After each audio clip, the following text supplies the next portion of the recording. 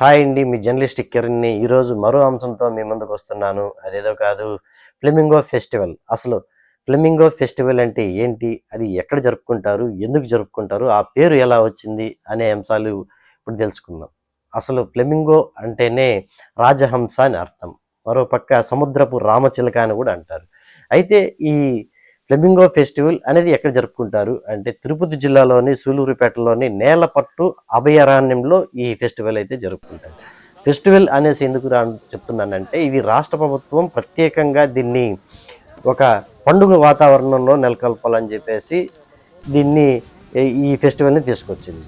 అసలు ఈ flamingo festival అంటే ఏంది, అసలు ఆ నేలపట్టు అభయారణ్యంలోనే ఎందుకు జరుపుకుంటారు అనేది ఇప్పుడు మనము తెలుసుకుందాం. ఎందుకంటే ముఖ్యంగా ఈ నేలపట్టు అభయారణ్యం అనేది చుట్టూరు ఆ ఉప్పు నీటి సరస్సు మొత్తం 4000 హెక్టార్లకు పైగా ఈ అభయారణ్యం అనేది ఉంది. ఈ మధ్యలో ఈ సరస్సులో మొత్తానికి అక్కడక్కడ పక్షులకి గూడు పెట్టుకునేదానికి అనువుగా ఉంటాయి. అందుకే అక్టోబర్, నవంబర్, డిసెంబర్, జనవరి, ఫిబ్రవరి మాసాల్లో ఎక్కువగా అంటే విదేశాల నుంచి కిజికిస్తాన్, పాకిస్తాన్, హిమాలయాలు అక్కడి నుంచి దేశ విదేశాల నుంచి వేల కిలోమీటర్లు ప్రయాణించి రకరకాల పక్షులు ఇక్కడ పులికాట్ సరస్సుకు వచ్చి గూళ్ళు పెట్టుకొని సంతాన ఉత్పత్తి చేసుకున్న అనంతరం మళ్ళీ తిరిగి అవి ఇతర దేశాలకి వెళ్తాయి.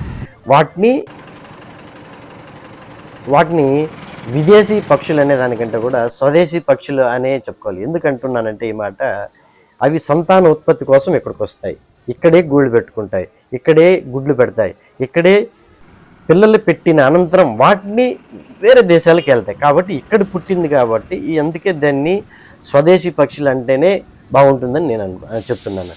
కాబట్టి ఈ దేశ విదేశాల నుంచి వేల కిలోమీటర్లు ఎగురుతూ రకరకాలైన పక్షులు చూడడానికి అవి ఎంతో అందంగా కనిపించాయి. ఆ పక్షుల్ని నిజంగా ప్రకృతి ప్రేమికులు, ముఖ్యంగా పక్షి ప్రేమికులు ఎంతగానో అలరిస్తారని చెప్పుకోవచ్చు. అందుకే రాష్ట్ర ప్రభుత్వం కూడా దీన్ని ఒక పండుగగా నిర్వహించాలని చెప్పేసి దీన్ని ప్రతి సంవత్సరం చేయాలని చెప్పింది. కానీ మన బ్యాడ్ లక్ ఏమిటంటే గత 7 సంవత్సరాల నుంచి కూడా ఈ ఫెస్టివల్ అనేది జరగలేదు.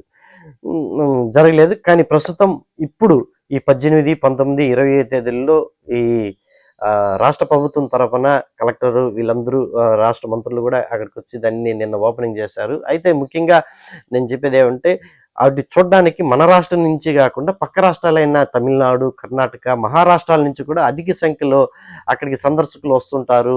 ఆ పక్షులంతా ఫోటోలు తీసుకుంటారు. ఫోటోగ్రాఫర్లు, వీడియోగ్రాఫర్లు అందరూ. ఎందుకంటే ఆ పక్షులకు మనకు దరిదాపులు ఎక్కడ దొరికేటివి కావు అవి.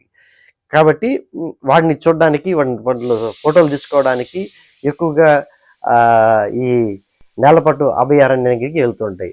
అంటే ఈ 4000 హెక్టార్లు అంటే ఇది మొత్తం శ్రీహరికోట, సూలూరుపేట ఈ ప్రాంతాల్లోని ఉప్పు నీటి సరస్సులో అతి పెద్దది.